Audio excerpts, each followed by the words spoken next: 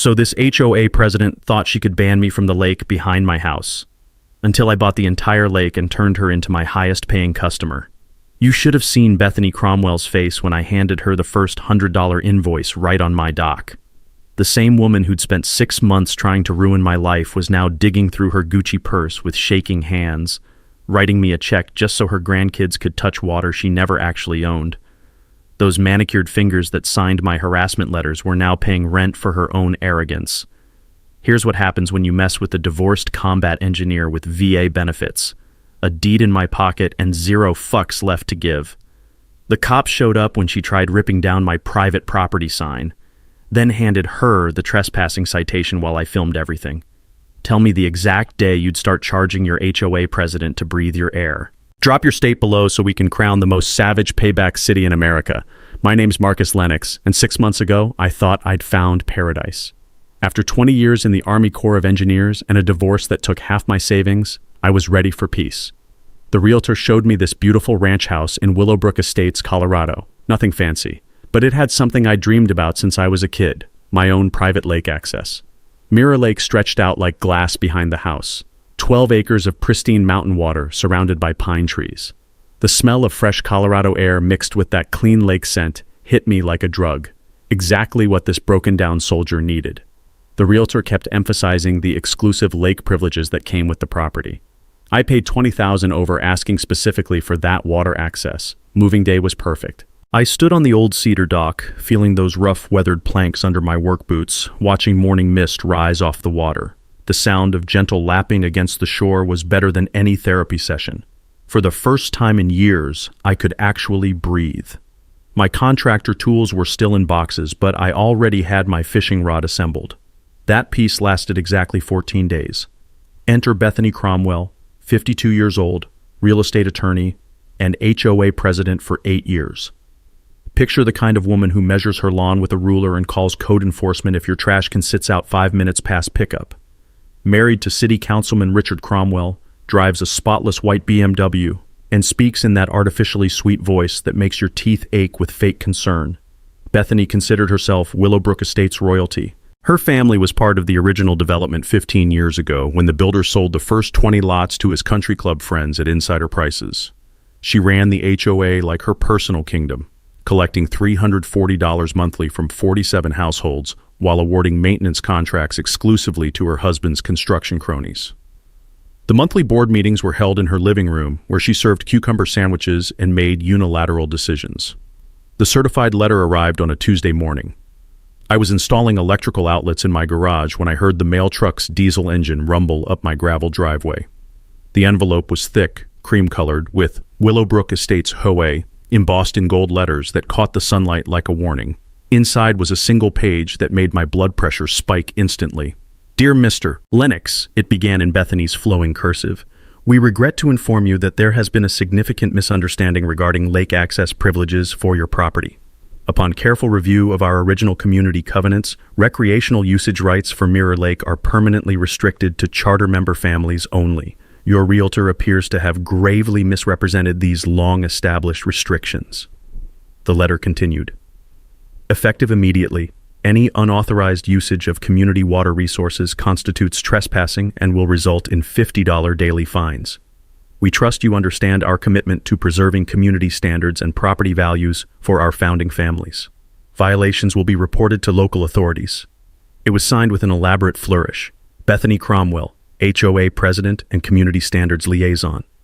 I read that letter 3 times, the paper crinkling in my tightening grip. The lake was the only reason I'd bought this house. Every document I'd signed promised full recreational privileges. Now this woman was telling me I was the wrong kind of neighbor for the water I'd paid extra to access. That evening, I discovered the scope of Bethany's operation. 3 other families, all recent arrivals, all lacking the right pedigree, had received identical letters. The Martinez family with their landscaping business, the young Kowalski couple where she worked as a nurse, an elderly veteran named Frank Rivera, who'd been quietly fishing here for 3 years. We were all newcomers who'd paid premium prices for lake access that apparently came with invisible asterisks. The monthly HOA meeting was scheduled for next week. I gathered my deed, closing documents, and 20 years of military discipline, figuring that would be enough to straighten out this misunderstanding. I was about to learn that Bethany Cromwell didn't make mistakes. She made examples, and I was about to become her biggest one yet. The HOA meeting was held in the community center basement, a cramped room that reeked of old coffee and industrial carpet cleaner. Fluorescent lights buzzed overhead like angry wasps. I arrived 15 minutes early with a folder full of documentation: my deed, purchase agreement, realtor correspondence, and lake access disclosures. 23 homeowners shuffled in, most avoiding eye contact like I had something contagious. Bethany sat at the head table like a queen holding court, wearing a cream-colored blazer that probably cost more than my monthly mortgage. She had this way of peering over her reading glasses that made you feel like you'd tracked dog shit through her foyer. The sound of her perfectly manicured nails tapping against the table filled the awkward silence. "Before we begin," she announced in that syrupy voice, "I want to address some confusion regarding recreational privileges for our beautiful Mirror Lake. It has come to our attention that certain recent residents may have been misled about access rights." I raised my hand. "I think there's been a mistake. My realtor and purchase contract clearly state—" "Oh, Marcus," she smiled like she was explaining potty training to a toddler. "I'm so sorry your realtor wasn't familiar with our community's founding documents. But tonight we're voting on updated lake regulations that will clarify everything for everyone." That's when she sprung the trap. Bethany pulled out a prepared resolution requiring all non-charter members to pay a $500 annual lake maintenance fee, effective immediately. No discussion, no advance notice, just an ambush vote called right there on the spot. Hands shot up around the room, 6 in favor, 3 opposed. But here's where it got sketchy. She counted proxy votes from absent members who'd somehow agreed to measures they'd never even heard about. I stood up, 20 years of military discipline keeping my voice level. "This is illegal. You can't spring emergency votes without proper notice to all homeowners." "Actually," Bethany's husband Richard chimed in from the back row, his city councilman voice dripping with authority, "HOA bylaws allow emergency votes for urgent property preservation issues." The room fell silent except for that damn fluorescent buzzing. That's when it hit me. This wasn't some bureaucratic mistake.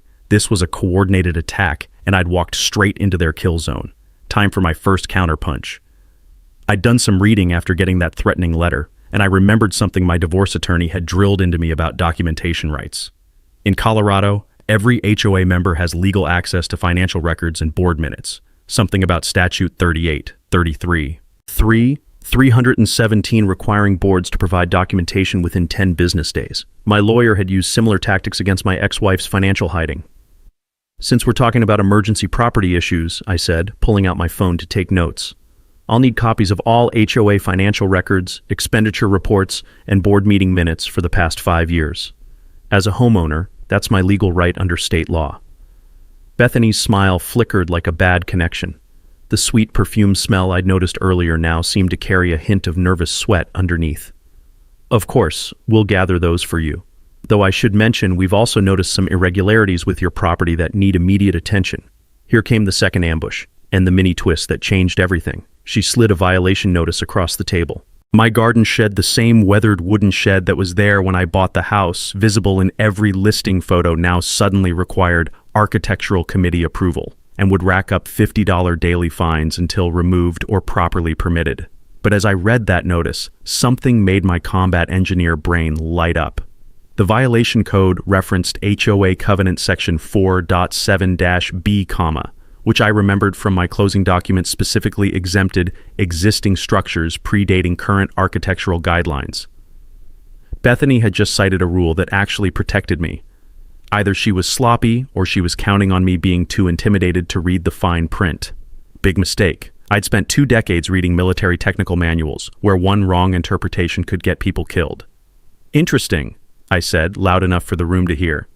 "This violation cites Covenant 4.7-B, which actually exempts existing structures. I'll be sure to mention that in my detailed response to the board." The temperature in that basement dropped 10 degrees. Bethany's husband suddenly found something fascinating on his phone. The other board members started shuffling papers like their lives depended on it. I looked around the room at faces staring down at their laps.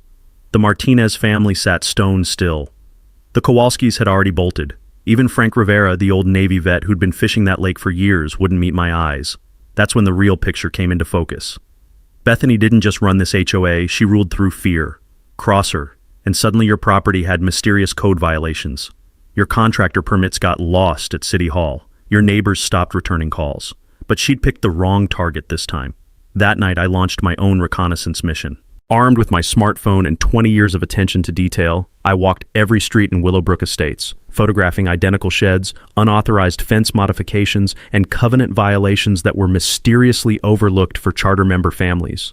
The evidence was damning within a week. Bethany enforced rules based on politics, not policy. Charter members had sheds, additions, and modifications that would have bankrupted me in fines. She thought she was bulletproof because she controlled the board and her husband had city connections. She was about to learn what happened when you declared war on someone who specialized in finding weak points in seemingly impenetrable systems. The real battle was just getting started. 3 days after that basement ambush, Bethany launched her harassment campaign in earnest. I came home from a job site to find a parking citation under my windshield wiper for parking in my own driveway. My work truck's bumper extended 6 inches past the sidewalk line, violating some obscure municipal code that hadn't been enforced in 15 years. That was just the opening salvo. By week's end, I'd received noise complaints for using power tools during normal business hours, a citation for unsightly material storage because I'd left electrical conduit on my porch overnight, and a formal warning about my garbage can being visible 30 minutes past pickup time.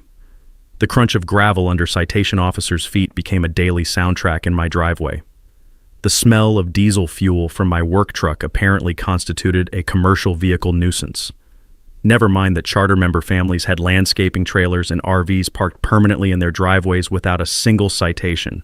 But Bethany's masterstroke was the foreclosure threat.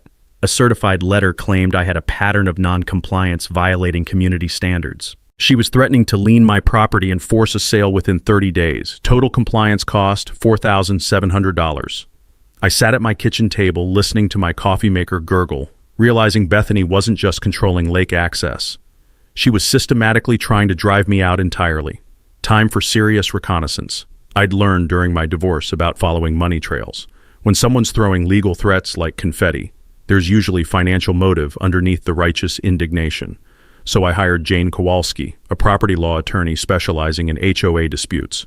$500 for consultation, but worth every penny when she started digging into Bethany's operation. Your HOA president's husband has interesting business connections, Jane told me, spreading documents across her conference table.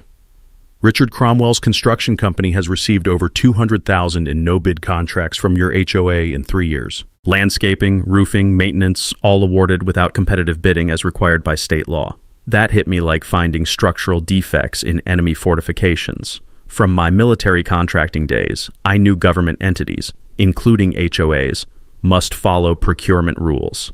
No-bid contracts without justification constitute conflict of interest and potential fraud. Jane had more ammunition. There's systematic selective enforcement. 17 citations for non-charter families this year, 0 for founding families despite identical violations. My counterpunch: ethics complaints with City Council and State HOA Oversight Board. Documentation, photographs, and paper trails showing corruption and selective enforcement. The response was swift and vicious. Here's where Bethany made her critical mistake, the mini twist that exposed everything. 2 days after filing complaints, someone keyed my truck and slashed tires. Security cameras caught a dark figure, but footage was grainy. What the vandal didn't know, I'd installed a hidden camera inside my garage. The next morning I caught Bethany herself walking my driveway at 6 a.m. with a professional camera, building a violation portfolio by documenting every possible infraction. Her crucial error: she trespassed on my property for close-up shots of my electrical meter and shed foundation. That gave me grounds for restraining orders and criminal trespassing charges. When police arrived for my statement, I had crystal-clear footage of Bethany prowling around my house like a suburban stalker.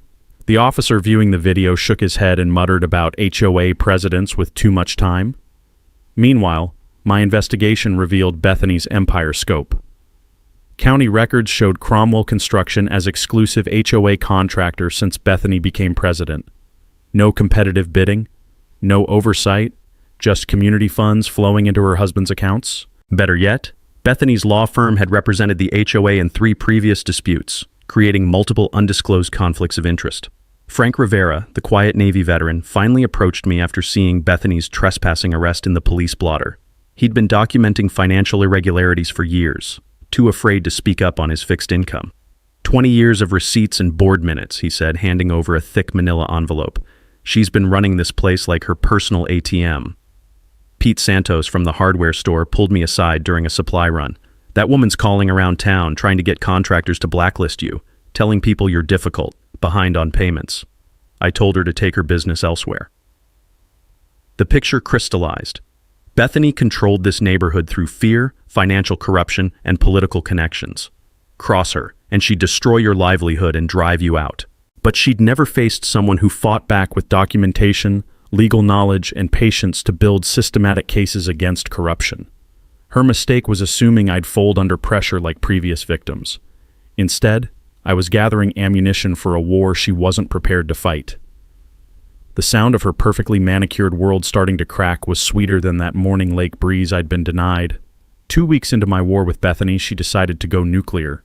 The emergency HOA board meeting notice arrived on a Friday afternoon, 72 hours notice to discuss my immediate removal from the community for persistent violations of neighborhood standards. I should have seen it coming when 3 city inspectors showed up at my door that morning, armed with clipboards and attitudes. They'd received anonymous complaints about unpermitted electrical work on my property. The irony was thick enough to cut with a knife. They were questioning electrical work done by a licensed electrician on his own house. The sound of their steel-toed boots clomping across my hardwood floors echoed like jackboots in a police state. They measured every outlet, scrutinized every junction box, looking for violations that simply didn't exist. But Bethany's real masterpiece was the lien threat. Her lawyer had found some obscure HOA covenant from 2008, allowing the board to declare properties non-conforming and force immediate sale if owners couldn't achieve compliance within 30 days. Total estimated cost, $12,000. The smell of fresh legal documents and toner ink filled my kitchen as I spread out the paperwork. This woman was literally trying to steal my house through bureaucratic warfare.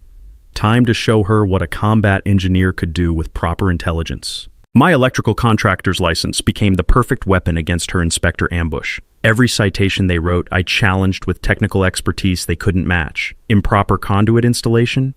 I had photos proving code compliance. Unsafe panel modifications? I pulled out manufacturer specifications and NEC references that made their complaints look amateur. But my real counterpunch came from Jane Kowalski's forensic audit. She'd been digging through 10 years of HOA finances, and what she found was absolutely devastating. Marcus, she called Thursday evening, barely containing her excitement. Bethany's been embezzling community funds through fake maintenance contracts. Her husband's company has been billing for work that was never performed. The evidence was damning. Invoices for lake maintenance on equipment that didn't exist, landscaping services for areas never touched, and emergency repairs that coincidentally happened whenever the HOA budget showed a surplus.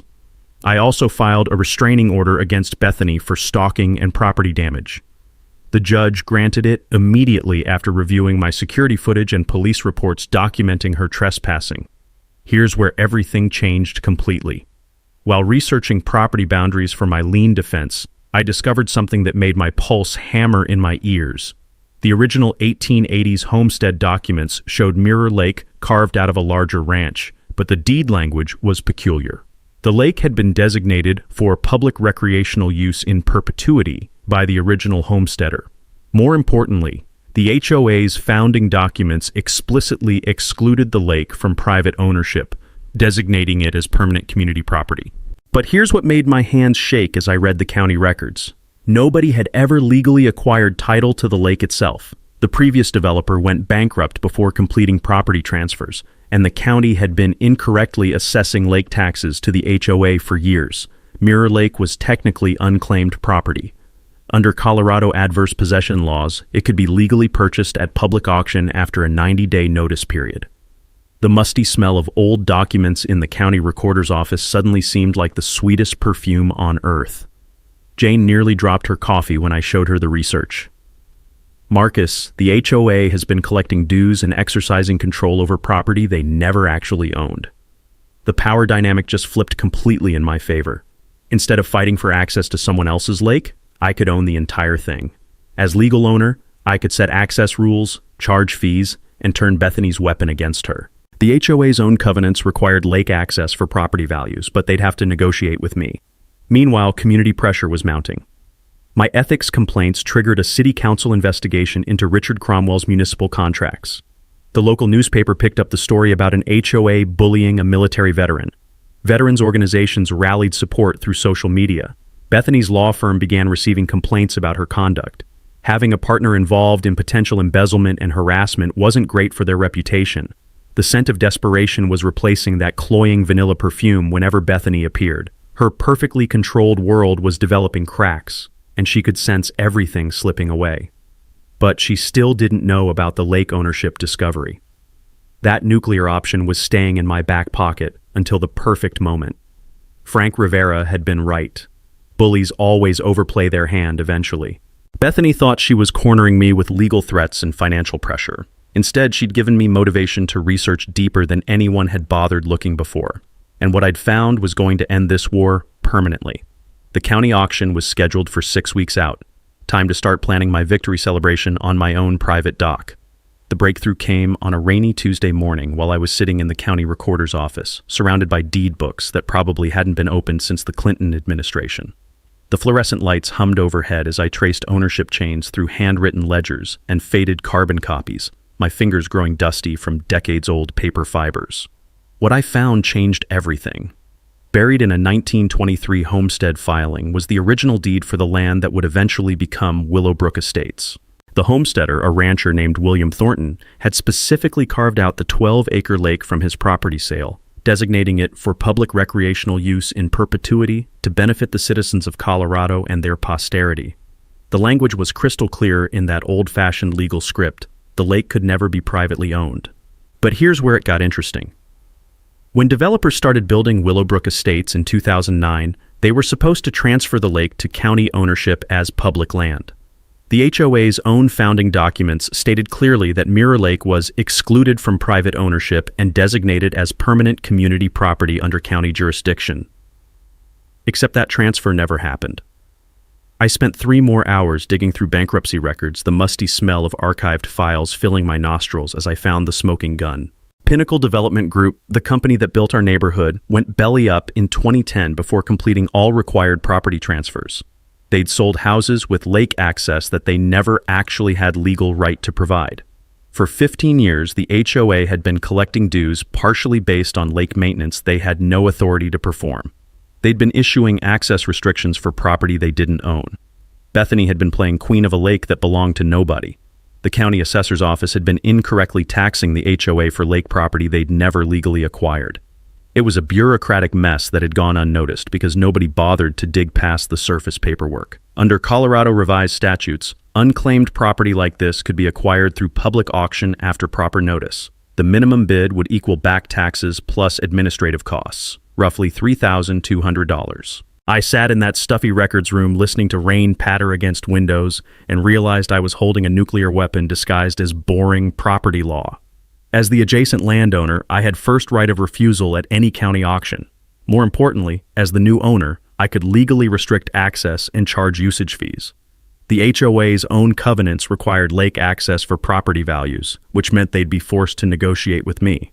But the real beauty was in the legal trap Bethany had created for herself. Every HOA meeting where she'd discussed lake regulations, every fine she'd issued for lake violations, every dollar collected in dues for lake maintenance, all of it was based on authority she'd never possessed. That was fraud, plain and simple.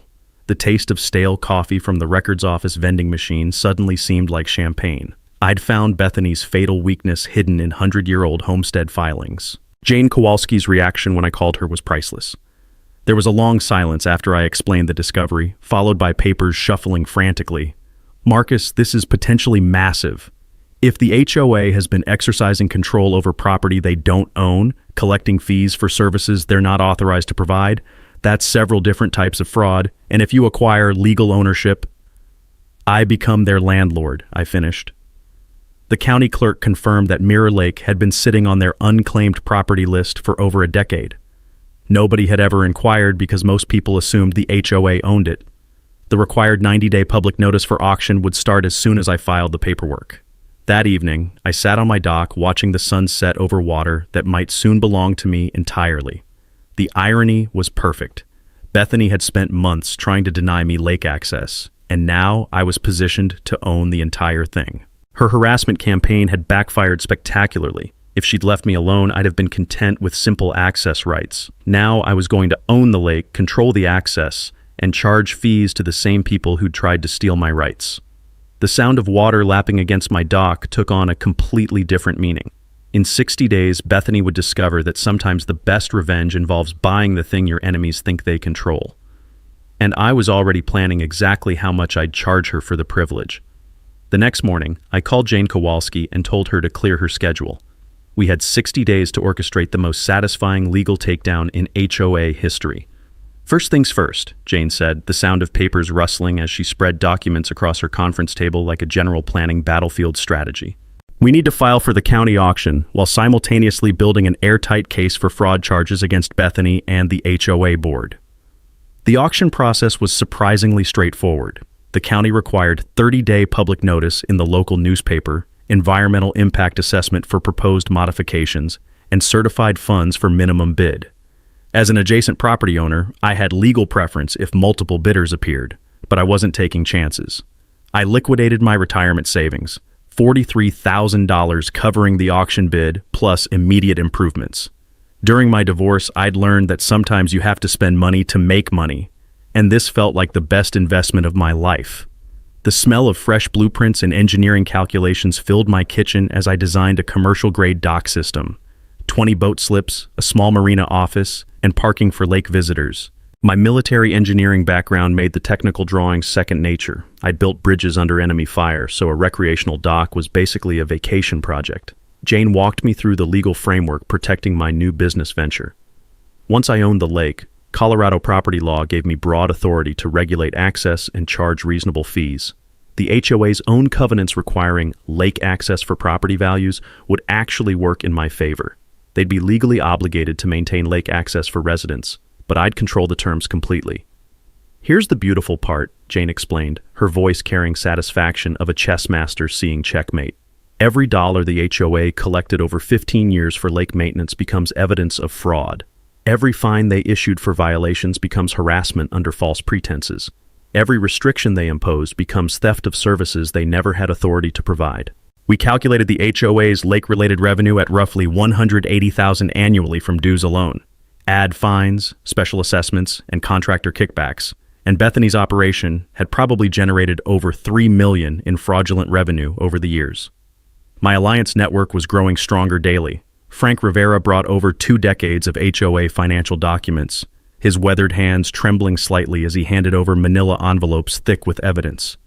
The musty smell of old receipts and carbon copies told the story of systematic corruption spanning multiple board administrations. 20 years of phantom maintenance contracts, Marcus, he said, his voice heavy with years of suppressed anger. Inflated invoices, services never performed. She's been treating community funds like her personal checking account while threatening families who questioned the expenses. Pete Santos from the hardware store became my unofficial supply coordinator, offering materials at cost for the dock construction project.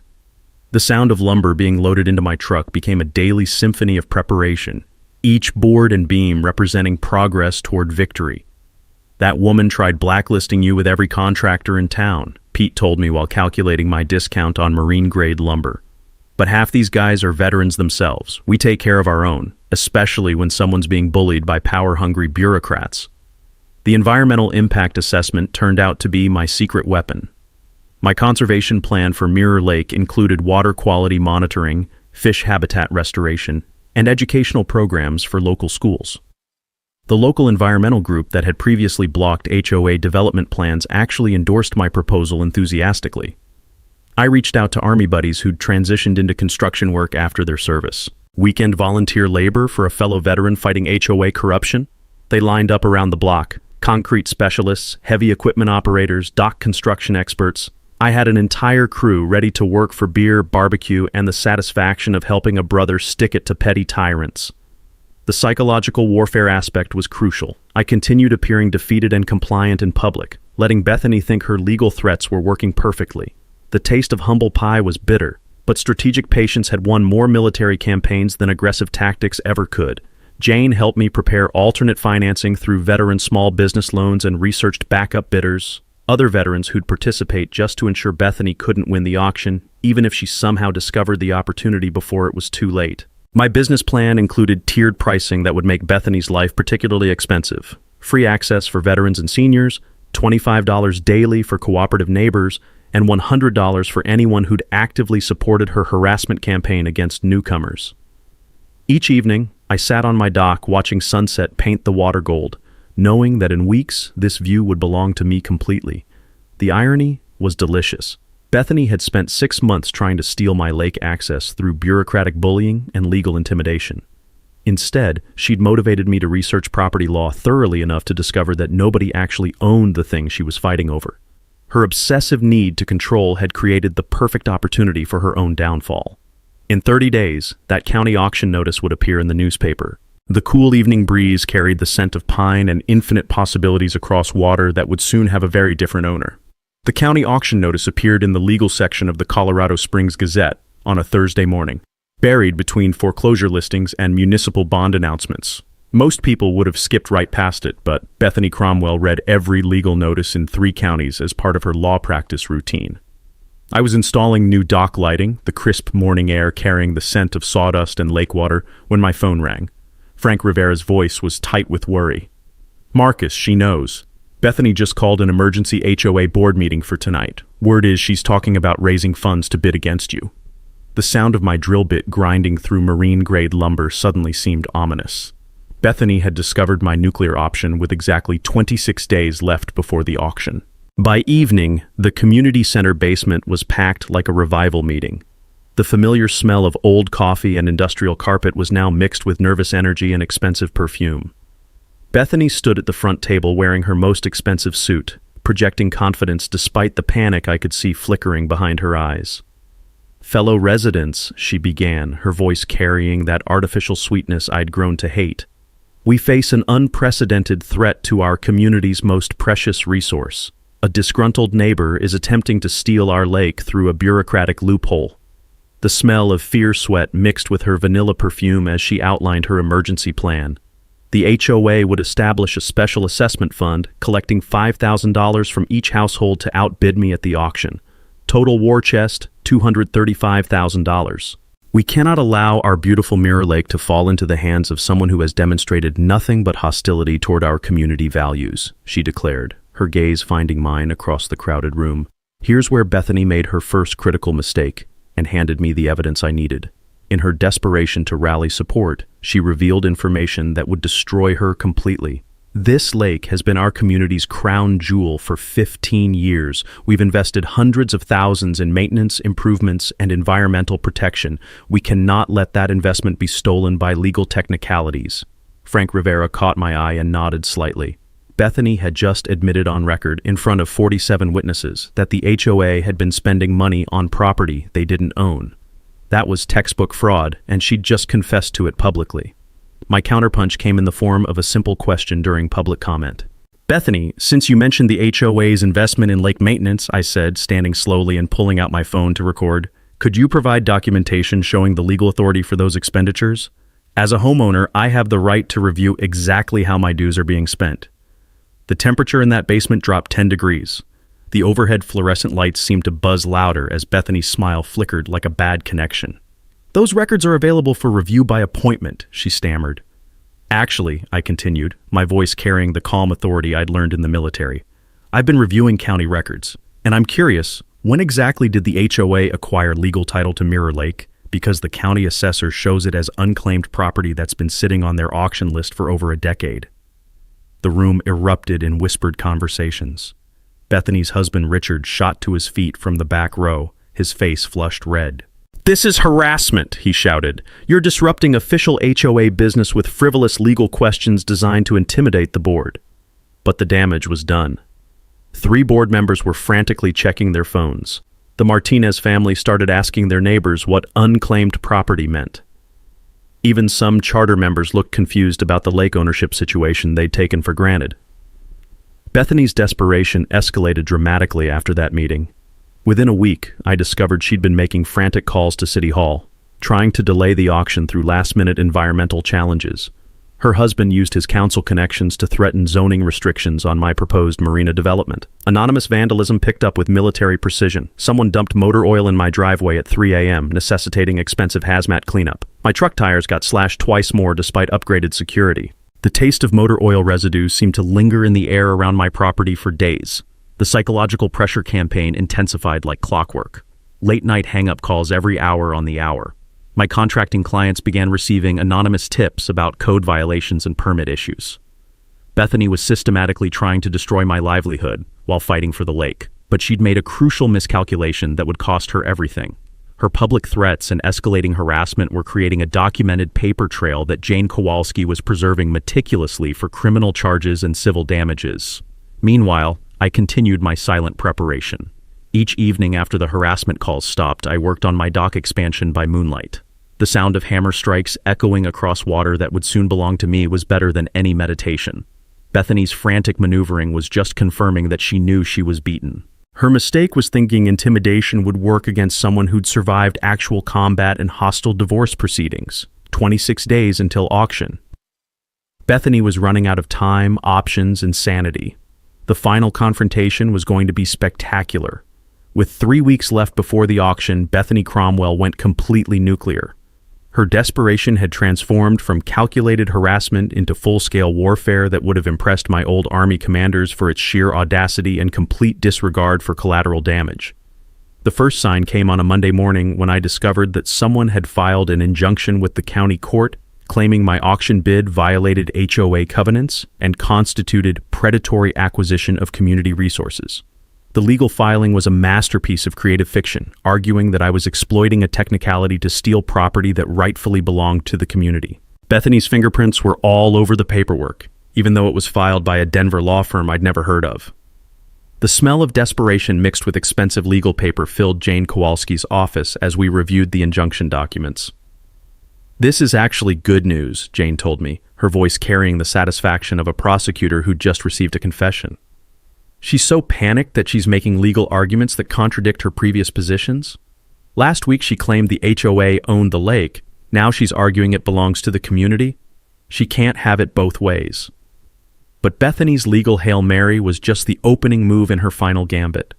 By Wednesday, I discovered she'd launched a coordinated smear campaign questioning my military service record. Anonymous flyers appeared on car windshields throughout the neighborhood, suggesting I'd been dishonorably discharged and was using veteran status to manipulate the community. The paper had that cheap, grainy texture of copy shop reproductions, but the message was clear. Destroy my credibility at any cost. The personal attacks escalated when she started targeting my work relationships. 3 of my biggest electrical contracting clients received detailed letters claiming I'd performed substandard work and suggesting they should consider alternative contractors for their own protection. The timing wasn't coincidental. These were clients whose projects would pay for my auction bid and dock construction. But Bethany's masterstroke was attempting to buy off the county clerk responsible for conducting the auction. Frank Rivera's nephew worked in the courthouse and overheard a conversation between Bethany and a clerk about administrative delays that could postpone the auction indefinitely. The sound of coins changing hands echoed through courthouse hallways as Bethany tried to corrupt the process directly. That's when I knew she'd crossed the line from harassment into criminal territory. My final preparations had taken on military precision during these last 3 weeks. Each morning before dawn, I continued expanding my dock infrastructure, the rhythmic hammering echoing across the water like a countdown timer. The smell of treated lumber and marine varnish became my meditation as I built the foundation for my victory. I'd completed environmental permits for lake conservation improvements, secured written agreements with neighboring property owners for expanded access, and prepared detailed business plans for Mirror Lake Recreation Area. Every document was professionally bound, every permit properly filed, every regulation carefully followed. The contrast with Bethany's chaos was intentional and devastating. While she was filing frivolous lawsuits and spreading false rumors, I was building actual infrastructure and following legitimate procedures. While she was attempting bribery and corruption, I was documenting every illegal action for criminal prosecution. My veteran network had also been busy. Word of Bethany's attacks on my service record had spread through military social media, generating outrage from veterans across Colorado. The American Legion, VFW, and disabled American veterans were all planning to attend the courthouse auction as a show of support. Jane Kowalski had been preparing our counterattack with surgical precision. Every injunction Bethany filed, we challenged with superior legal research. Every false claim about my background, we refuted with official military records. Every attempt to delay or corrupt the auction process, we reported to appropriate authorities. "She's made this personal," Jane told me during one of our strategy sessions. "That's always a mistake in legal warfare. Judges don't like attorneys who let emotions cloud their professional judgment." The taste of victory was growing sweeter each day as Bethany's desperation became more obvious to the entire community. Her perfect facade was cracking under pressure, revealing the vindictive bully underneath the professional exterior. But her final miscalculation was underestimating how thoroughly I'd prepared for this exact scenario. Every attack she'd launched, I'd anticipated. Every dirty trick she'd attempted, I'd documented. Every legal maneuver she'd tried, I'd already countered. The restraining order I'd filed months earlier was still in effect, but Bethany's harassment had evolved beyond personal contact into systematic character assassination and business interference. Jane was building a civil case that would financially destroy her while criminal charges were pending for bribery and fraud. 3 weeks until auction day. Bethany was about to learn that when you declare total war on someone with military training and unlimited patience, you'd better win quickly. Because I was planning to end this conflict permanently, and her surrender wasn't going to be optional. Saturday morning dawned clear and cold, with frost covering the courthouse steps where my future would be decided. The county auction was scheduled for 10 a.m., and by 9:15, the scene looked like a small-town festival mixed with a political rally. Local news crews had set up cameras after the story went viral on veterans' social media. Channel 7 and Fox 21 were broadcasting live as supporters from both sides gathered on opposite ends of the courthouse plaza. The smell of coffee from news crew thermoses mixed with diesel exhaust from satellite trucks created an oddly festive atmosphere. Bethany arrived in a black town car with her legal team, wearing a power suit that probably cost more than my monthly mortgage. Her perfectly styled hair caught the morning sunlight as she posed for cameras, projecting confidence despite the chaos surrounding her operation. But the crowd told the real story. My side of the plaza was packed with veterans in service caps, environmental activists holding conservation signs, and neighbors who'd grown tired of HOA tyranny. Frank Rivera stood near the courthouse steps in his Navy dress uniform, representing 20 years of documented corruption. Bethany's supporters numbered maybe 15 people, mostly charter member families who looked increasingly uncomfortable as they realized they were defending fraud and embezzlement on live television. Sheriff's Deputy Williams was present for security, along with 2 Colorado Bureau of Investigation agents who'd been following our criminal complaints about HOA corruption and attempted bribery. The taste of justice hung in the air like morning mist. The auction itself was surprisingly quick.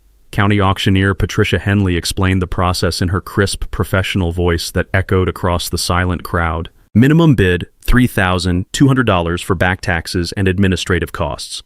"Do I hear $3,200? She called out. I raised my hand immediately. $3,200? Bethany's proxy bidder, a nervous attorney from Denver, jumped to $25,000 without hesitation. The crowd murmured at the aggressive opening. $30,000, I responded calmly, my voice carrying across the plaza. $40,000, came the counterbid. This continued for 10 minutes, escalating in $5,000 increments as the crowd watched in fascination. Local news anchors provided live commentary about the battle for Mirror Lake, while cameras captured every bid and reaction. At $65,000, something beautiful happened. Bethany's attorney started looking panicked, checking his phone frantically and whispering urgent conversations with someone off camera. $70,000, I bid, knowing that Bethany's emergency fund was probably tapped out. The attorney hesitated, sweat beading on his forehead despite the cool morning air. He made another phone call, then shook his head at the auctioneer. Going once at $70,000, going twice, sold to bidder number 7. The crowd on my side erupted in cheers. Veterans started singing the Battle Hymn of the Republic while environmental activists chanted about lake conservation. News cameras captured everything as I walked to complete the paperwork and transfer funds. But the real fireworks started when I approached the microphone for my victory speech. Thank you all for coming to witness justice, I began, my voice amplified across the courthouse plaza. Today we've proven that corruption, harassment, and fraud cannot triumph over truth, documentation, and community support. I pulled out a manila folder thick with evidence. For 15 years, the Willowbrook Estates HOA has collected dues for lake maintenance they had no legal authority to perform. They issued fines for violations of rules they had no right to enforce. They exercised control over property they never owned. Bethany stood frozen near her town car, her perfect facade cracking as the implications hit her. But here's what makes this particularly satisfying, I continued, making direct eye contact with her across the plaza. The harassment campaign, the character assassination, the attempted bribery of county officials, it's all been documented. Criminal charges are being filed this afternoon. That's when Bethany completely lost it. She began screaming about outside agitators and ungrateful newcomers while her legal team tried to restrain her. The sound of her voice, shrill with panic, carried across the courthouse plaza as news cameras captured her public meltdown. "You people don't understand," she shouted.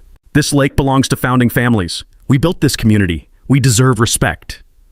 Sheriff's Deputy Williams stepped forward as Bethany's rant became increasingly incoherent. "Ma'am, I'm going to need you to calm down. There are criminal warrants pending for your arrest." The crowd fell silent as handcuffs clicked around Bethany's wrists. Charges: fraud, embezzlement, harassment, attempted bribery, and conspiracy to commit theft of community funds. As they led her away, I held up the deed to Mirror Lake. Effective immediately, Mirror Lake is open for public recreation. Veterans and seniors receive free access. Community families pay $25 daily. Former HOA board members pay $100. I smiled directly into the Channel 7 camera. "Bethany, your first invoice will be in the mail Monday morning." The first sunrise over my lake as its legal owner still gives me chills. But now I'm watching it from an expanded dock that hosts 30 boat slips and echoes with children's laughter instead of legal threats. Bethany Cromwell's perfectly manicured world collapsed faster than a house of cards in a hurricane. She resigned as HOA president in disgrace the day after her arrest, facing criminal charges that resulted in 18 months in minimum security prison, plus $400,000 in restitution payments. Her husband lost his city council re-election by the largest margin in local history when voters learned about their corruption network. The new HOA board, elected in an emergency vote 3 weeks after the auction, operates with complete financial transparency and community input. Monthly meetings moved from Bethany's living room to the community center, where actual residents participate in decisions affecting their neighborhood instead of rubber-stamping royal decrees. Mirror Lake Recreation Area has exceeded every vision I'd imagined. The smell of sunscreen and barbecue smoke from weekend family gatherings has replaced the tension and fear that once poisoned this community. Property values increased 12% in the first quarter as legitimate lake access and professional management attracted families seeking authentic community life. Veterans receive lifetime passes through my Combat Engineers Conservation Corps program. Frank Rivera teaches fishing classes to local kids every Saturday morning, sharing Navy stories while demonstrating proper catch and release techniques. His weathered hands guide small fingers as he ties knots and shares wisdom about patience and respect for nature.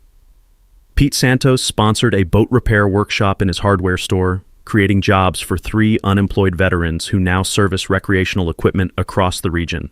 The sound of air wrenches and friendly conversation has transformed his shop into an informal veterans gathering place.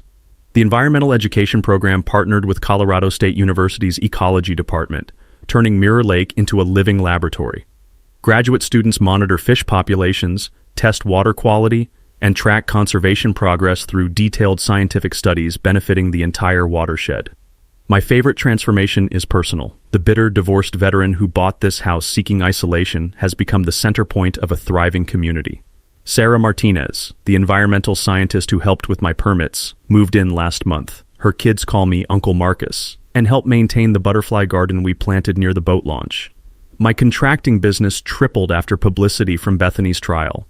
Standing up to corruption makes excellent marketing for honest electrical work. I've hired 2 other veterans and we're booked solid through next spring with projects across 3 counties. The Veterans Lake Conservation Scholarship launches next fall, providing full college tuition for military families pursuing environmental science degrees. Funded entirely by lake access fees and conservation donations, it'll support 4 students annually through bachelor's and master's programs. Our first annual Freedom on the Water Festival is scheduled for Independence Day weekend. 3 bands, veterans ceremonies, environmental education booths, and a barbecue cook-off judged by local restaurant owners. Proceeds benefit scholarship funds and ongoing conservation projects. The Martinez family bought a pontoon boat for sunset tours. The Kowalskis opened a bait shop in their garage, turning their marriage into a successful family business. Even former charter members have become friends after discovering that cooperation beats authoritarian control every time. Jane Kowalski earned partnership at her law firm after winning national recognition for the HOA corruption case. She's writing a book about property rights and community organizing, featuring Mirror Lake as the central case study. As I finish my morning coffee and prepare for another day managing my lake business, I reflect on how refusing to be bullied can transform entire communities. Bethany thought harassment would drive me away. Instead, she motivated me to discover opportunities that benefited everyone except corrupt tyrants. The cool morning breeze carries pine scents and possibilities across water that belongs to everyone now. Children's voices echo from the swimming area as families arrive for Saturday recreation. Veterans gather near the fishing pier, sharing coffee and stories while waiting for fish to bite. Tomorrow I'm driving to Kansas to help another veteran whose HOA is targeting his service dog through bogus pet restrictions. Word about Mirror Lake has spread through military networks, and bullied homeowners nationwide want advice about fighting back against petty corruption. If you've got your own HOA nightmare story, drop it in the comments below. I might just feature it in the next episode. And make sure you subscribe, because next week, I'm telling you about the veteran who bought his own street and started charging the HOA president $50 every time she drove home.